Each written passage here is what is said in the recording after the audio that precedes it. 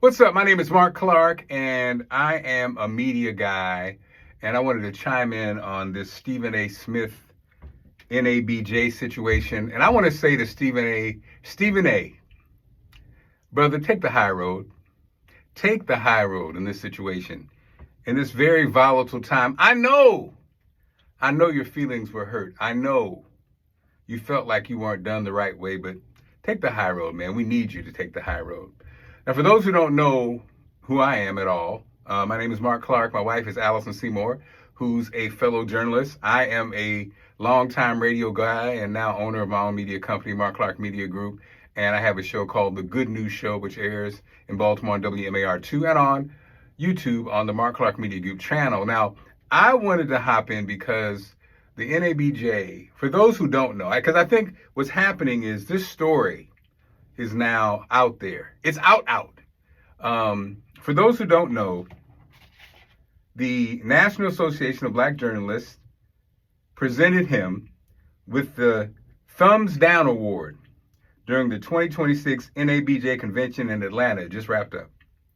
NABJ said the recognitions were tied to what is described as a recurring pattern of commentary it believes has been harmful towards prominent black women in politics, sports, and media.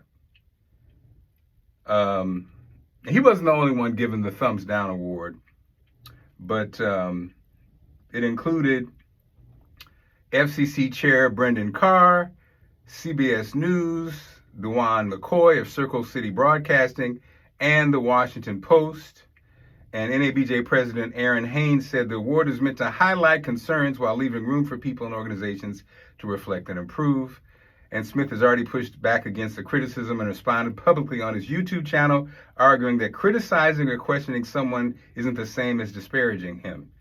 He appeared on the Sean Hannity show on Fox News to further defend himself, claiming that his criticism of the left is likely what spurred the award. Now, here's the part. Now this is a mess, okay? Now, I'm 60 years old. I graduated college in 1988 from Southern Illinois University, Carbondale. I majored in radio, television, and minored in journalism. And I've worked in media since 1988. So for many black journalists, the NABJ convention is the one time that you get a chance to get with your peers who are in the same profession. It has always been an opportunity for jobs, a job clearinghouse, if you will. Recruiters are there, companies hire a lot of their hires from there, and it's really been an institution. I remember, moments over the years that I'll never forget at NABJ. I remember, the first time I saw Michael Wilbon was at a panel at NABJ. Shout out to my man Wisdom Martin. I know I see him there. My man Troy Johnson, who was there this year and is having mad success in Jacksonville.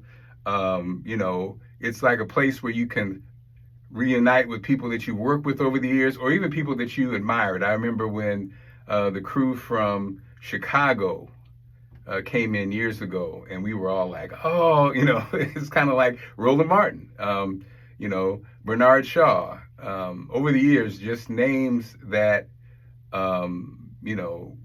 really were idols / people, heroes, people you looked up to, and people who you wanted to be. And so the NABJ as an institution is very powerful and it's very important. And in this volatile time, what's happening is a story which normally would only exist there, and it would be chatter among those people who are at the actual conference, and they go back to their cities and talk about it. It's almost like in black circles. It's almost like family business, if you will. So, but because Stephen A. is on ESPN, and because Stephen A. has these connections, like we said, he's already talked to Sean Hannity. The story itself is now on Fox News and on, all these different outlets that don't give a damn about covering the black community ever, but except for this moment right here, which is controversial, which is negative, which can be the source of infighting for our community. And that's why I'm asking Stephen A. to take the high road, but it might be too late. This is a case, I think, especially at our age. Stephen A., I don't know how it is, but he's in my age group, where you took the high road for the greater good of the community, right? That's what needs to happen, because if not, like I just said, the NABJ is one of the only places where black journalists get hired. And you see what's happening with this, our current leadership, to job fairs and things like this that focus on people of color. So I don't need to go into it, but you understand what I'm saying. And I wish Stephen A. could put his ego to the side, because sometimes we have to do that. We all have big egos, right? Most of us who get in front of a camera and get in front of a microphone got big egos. But sometimes you have to put the ego to the side when somebody criticizes you or says something about you, and deal with it in a way that doesn't hurt the community. So I'm asking Stephen A., take the high road. Now, NABJ. Now, NABJ. Now, in these times, it wasn't a good idea.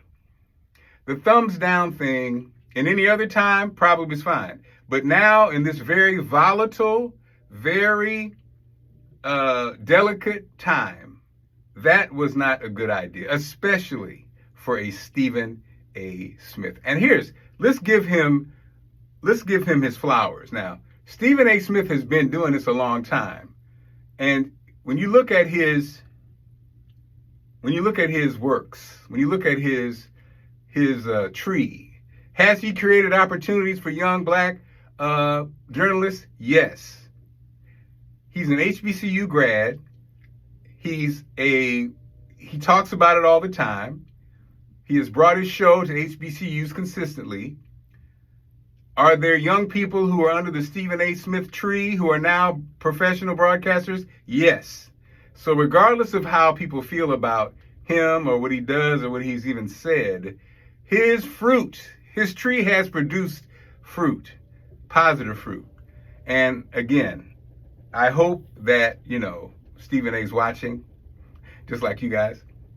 But I really hope we can get over this, and I hope this doesn't have an impact bigger and worse than just some hurt feelings. And so for everybody else who's not a black journalist and who doesn't really care about the inside baseball thing I'm about to do, I wanted to shout out the National Association of Black Journalists.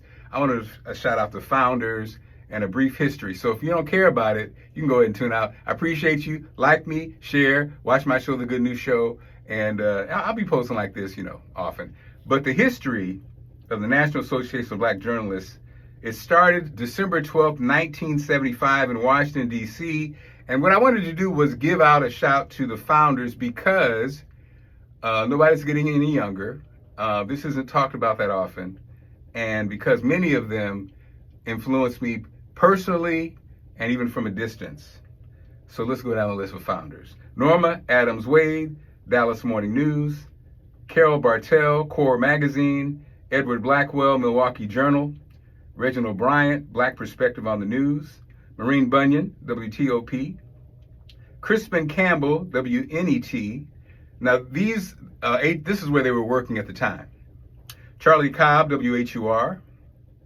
Marilyn Darling, WHYY. Leon Dash, The Washington Post. Joe Davidson, Philadelphia Bulletin.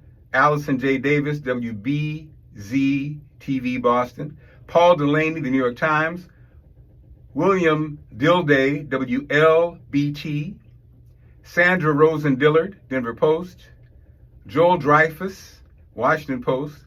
Sam Ford, WCCO. David Gibson, Mutual Black Network. Sandra Gilliam Beal, WHIO. Bob Greenlee, New Haven Register. Martha Griffin, National Public Radio. Durwood Hall, WSOC TV. Bob Hayes, San Francisco Examiner. Tony Jones, Detroit Free Press. Mal Johnson, Cox Broadcasting. Vernon Jarrett, Chicago Tribune. Claude Lewis, Philadelphia Bulletin. H. Chuku Lee, Africa Journal. Sandra Dawson Long, News Journal. Pluria Marshall, freelancer. Acel Moore, Philadelphia Inquirer. Louis Overby, the Christian Science Monitor. Les Payne, Newsday. Alex Poinsett, Ebony. Claudia Polly, NBC News. Richard Rambo, Project Bait. W. Curtis Riddle. Max Robinson, WTOP. Charlotte Roy, Detroit Free Press. Vince Sanders, National Black Network.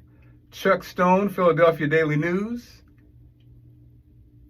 Janine Thornton, U.S. News and World Report. Francis Ward, Los Angeles Times. John C. White, Washington Star. Dwayne Wickham, what's up, Professor Wickham? Baltimore Sun. And Paul Brock, founding NABJ Executive Director. This is the most powerful black media organization in the world. Shout out to the NABJ. Keep doing what you're doing and more success.